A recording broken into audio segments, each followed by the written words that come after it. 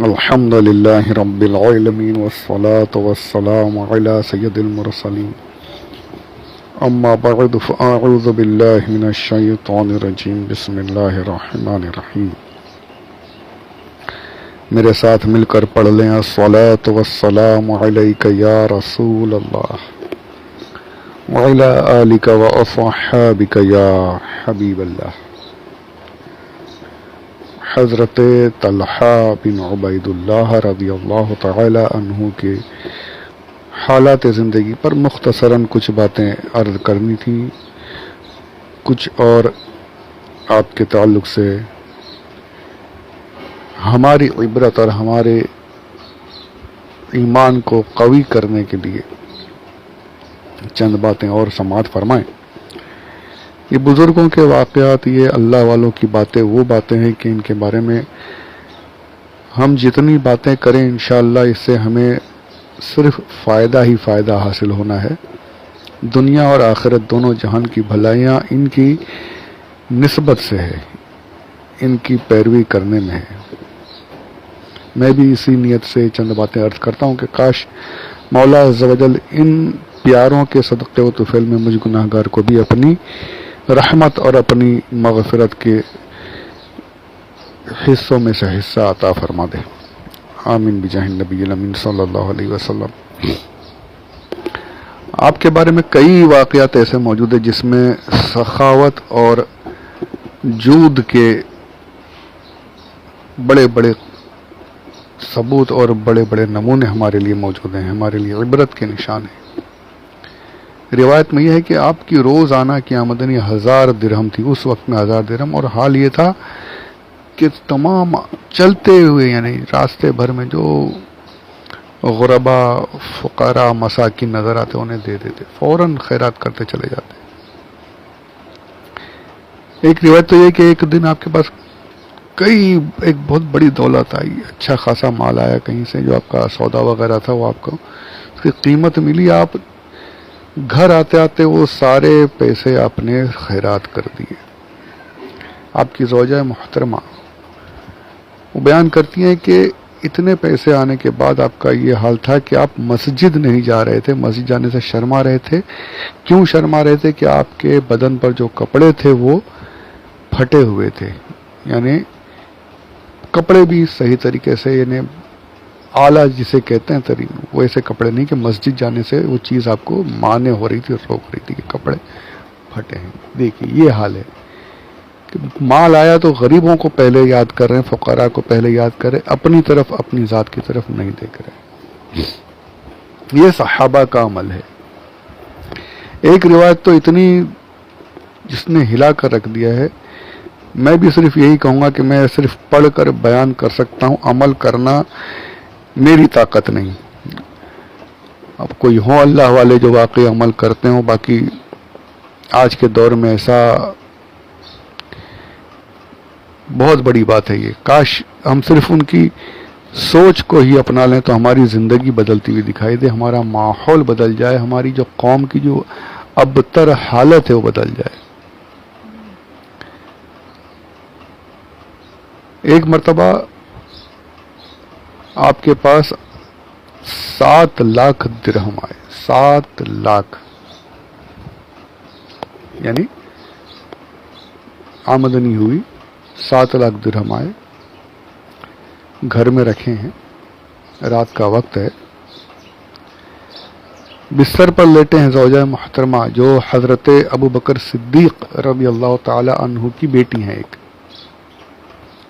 یہ یاد رکھیے کہ صحابہ کرام نے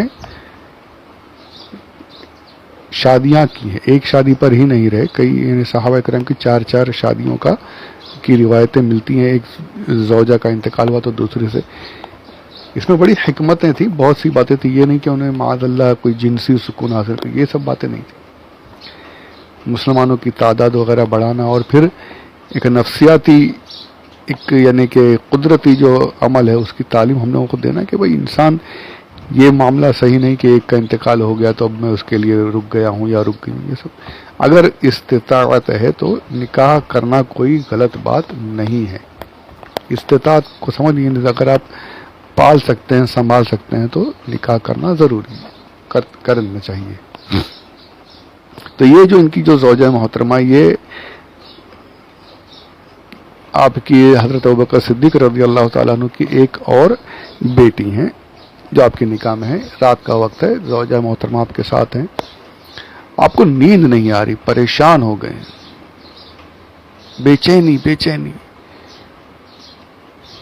آپ کی زوجہ نے حال دیکھ سمجھ گئی کوئی پریشانی ہے۔ اس وقت کی بیویوں کے بھی حالات دیکھیے، ان کی بھی کیفیت، ان کی بھی سوچ اتنی اعلیٰ تھی، اللہ اکبر۔ ہماری آج کی ماں بہنوں کا جو نظام، جو حال، جو سوچ بنی ہوئی ہے، بہت یار،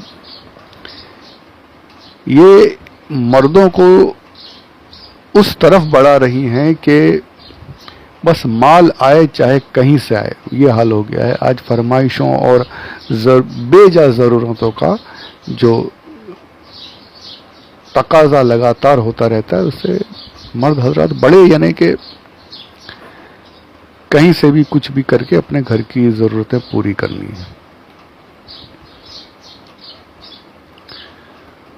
اور اس وقت کی خواتین کا یہ حال تھا کہ دیکھا شوہر پریشان ہیں، کہا کیا بات ہے، آپ کیوں پریشان ہیں، سو کیوں نہیں رہے، نیند کیوں نہیں آ رہی آپ کو؟ کہتے ہیں کیسے سو جاؤں جبکہ میرے گھر میں اتنا مال رکھا ہوا ہے، میرے گھر میں مال موجود ہے، مجھے بے چینی ہو رہی ہے۔ یہ بے چینی، یہ فکر کس چیز کی تھی؟ یہ نہیں تھی کہ کوئی چور آ کے مال چرا لے گا، کسی سیف جگہ رکھا نہیں میں نے اب تک گھر میں رکھا ہوا ہے، اس بات کی بے چینی پریشانی نہیں تھی۔ ہمارے یہاں بے چینی پریشانی یہ ہوتی کہ مال نہیں ہے، ہمیں راتوں کی نیندیں اڑ جاتی، کیسے پیسے آئیں، کیسے لکھ پتی کروڑ پتی بن جاؤں، یہ سوچ سوچ کر پریشان ہوتے ہیں ہم آج کے مسلمان۔ اور ان کا حال یہ ہے کہ پیسے گھر میں ہیں تو پریشان ہیں۔ ہم یہ چاہتے ہیں کہ گھر میں خوب پیسے رہیں، بیلنس رہے، سب کچھ رہے، وہاں حال یہ ہے کہ پیسے آ گئے، مال موجود ہے تو پریشانی ہو رہی کہ گھر میں پیسے موجود ہیں۔ اور بیوی بھی اللہ والی، اور کیوں نہ ہو، حضرت ابوبکر صدیق رضی اللہ تعالیٰ عنہ کی صاحبزادی ہیں، اتنی بڑی شخصیت کی بیٹی ہیں، تو ان کا حال کیا ہے کہ پریشان کیوں ہوتے ہیں؟ پریشان کیوں ہو رہے؟ سو جائیے، فجر ہوگی، فجر میں نماز کے بعد بلائیے سارے لوگوں کو، آس پاس کے جو غریب مساکین ہیں، سب ہر طرف سے بلائیے، انصار و مہاجرین میں سے سب کو بلائیے، سب کو بانٹ کر ختم کیجیے، پریشانی کیا ہے، سو جائیے آرام سے۔ یہ دیکھیے، یہ سوچ ہے،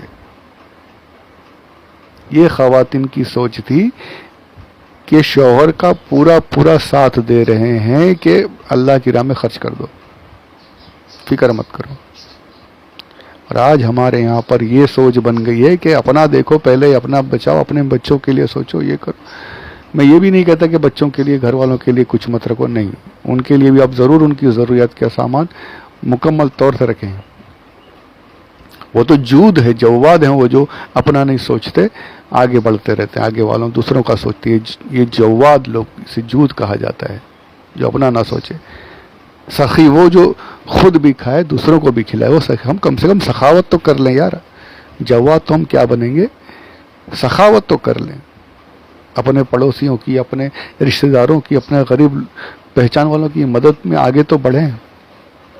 ہم سے وہ بھی نہیں ہوتا، اتنے کنجوس مل گئے ہیں آج کل کہ خود بھی صحیح سے نہیں کھاتے، بچوں کو بھی گن کر، بیوی کو بھی گن کر، بیویاں بھی ویسی کہ پکڑ کے رکھنا ہے، پیسے لے کے جانا ہے شاید ساتھ میں قبر میں۔ جی اللہ ہمارے حال پر رحم کرے۔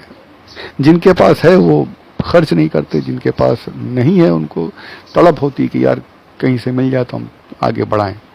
بہت حال دیکھے، سب نے دیکھا ہوگا، میں نے کیا، سب نے دیکھا ہوگا ایسا بہت سے واقعات۔ اور یہاں پر کیا حال ہے وہ دیکھیے، یہ میاں بیوی کیسے ہیں دیکھیے، یہ کیسے مسلمان ہے کہ شوہر کو نیند نہیں آ رہی ہے کہ مال گھر میں پڑا ہے، تو بیوی کیا کہہ رہی کہ ارے ہے تو کیا ہوا، کام آ جائے، یہ نہیں، بیوی کہہ رہی کہ سو جائیے آرام سے، فجر بعد سب کو خیرات صدقہ و خیرات کر دینا۔ اللہ اکبر۔ اب جب انہوں نے کہا تو شوہر کہتے ہیں کہ واقعی تم بڑے ہی ہو اور بڑے کی بیٹی ہو، واقعی ابوبکر صدیق کی بیٹی ہیں، حق ادا کر دیا کہ باپ کا جو نام ہے حضرت ابوبکر صدیق کہ کہا تم واقعی بڑے کی بیٹی ہو، سو جاؤ. ٹھیک ہے. فجر ہوئی، نماز کے بعد وہی کیا سب طرف سے انصار و مہاجرین کو سب کو بلا بلا کر آؤ جلدی آؤ، غربا فقراء مساکین جو آ رہے ہیں بانٹتے جا رہے ہیں. حال یہ ہو گیا کہ بعد میں آ کر کے ہمارے لیے کچھ بچا کے نہیں. بیوی عرض کرتی ہیں کہ کچھ اپنے لیے، ہمارے لیے کچھ ہے گھر کے لیے. پہلے بولنا تھا نا، میں روکتا. اب جو ہے تھوڑا بہت، وہ تو 7 لاکھ درہم میں سے 1000 درہم غالباً بچے تھے، وہ بیوی کو دے دی. ایک دن کے اندر کچھ لمحوں میں 7 لاکھ درہم صدقہ و خیرات کر دی. یہ ہیں حضرت طلحہ بن عبید اللہ رضی اللہ تعالی عنہ. ایسے سخی، ایسے جواد، ایسے اللہ والے. ہمارا حال، میں نے کہا نا کہ میں بھی صرف یہ کہوں گا کہ میں پڑھ کر سنا رہا ہوں، آپ سن رہے ہیں. عمل تو اللہ جسے توفیق عطا فرمائے وہی عمل کر سکے گا. اپنی طاقت نہیں ہے بھائی. پہلے تو اتنا، خیر وہ سب اللہ کی حکمتیں ہیں، کہیں دے کر آزماتا ہے، کہیں نہ دے کر آزماتا ہے، یہ سب اس کی شان ہے. تو جس نے بار بار کہا کہ کئی بار میں نے کہا ہے کہ مال ہونا یہ بری بات نہیں ہے، مال کا دل میں اتر جانا، دل میں مال کی محبت آ جانا، یہ بری بات ہے. ہاتھ میں پیسہ کوئی غلط بات نہیں، پیسہ ہاتھ کھلے رکھیے، اللہ کی راہ میں خیرات کرتے جائیے. صاحب جو مدد کے مستحق ہیں ان کی مدد کرتے رہیے، یہ کوئی غلط بات نہیں. صحابہ سے بھی ثابت ہے، خود حضور اکرم صلی اللہ علیہ وآلہ وسلم سے ثابت ہے. ڈھیروں لگا دیے جاتے میرے آقا کے سامنے، اور شام سے پہلے سب کچھ، سب کا حصہ سب کو جاؤ لے جاؤ. یہ حال. تو مال آنا، مال ہونا یہ غلط نہیں ہے، مال کا دل میں ہونا یہ غلط ہے. جیسے یہاں پر بھی اس واقعے میں بھی 7 لاکھ درہم اس دور کے، چاندی کے سکوں کو درہم کہا جاتا ہے، سونے کے سکے کو دینار کہا جاتا ہے. تو 7 لاکھ درہم فوراً آنن فانن صدقہ و خیرات کر دیے.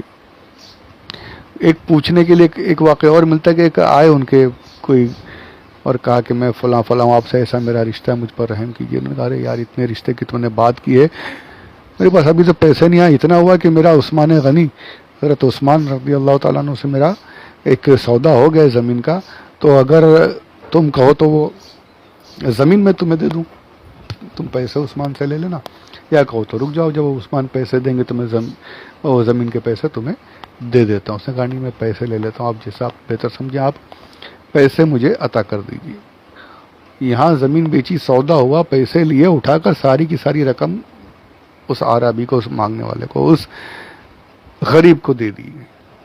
کیا تھا یار یہ کیا کیسا جذبہ تھا مسلمانوں کی مدد کا، غریب پروری کا کیسا جذبہ تھا.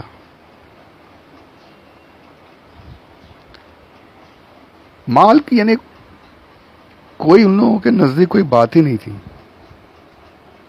اور ایک ہم ہے کہ مال ہے، پیسہ ہے، پیسہ ہے، سب کا ہے. میں بھی اپنے آپ کو بھی یہی کہوں گا، ہم مال کے چکر میں برباد ہوئے جا رہے ہیں یار. کاش پروردگار ہمیں اپنے محبین، اپنے محب جنہیں اللہ نے پسند کیا، جنہوں نے اللہ کو پسند کیا، اللہ سے محبت کی، اللہ ان کے عمل کا ایک ذرہ ہمیں عطا فرما دے، ان کی سوچ کا ایک ذرہ ہمیں عطا فرما دے، ہماری بھی زندگیاں سنورتی نظر آئیں. آمین بجاہ النبی الامین صلی اللہ علیہ وآلہ وسلم. وما علینا الا البلاغ المبین.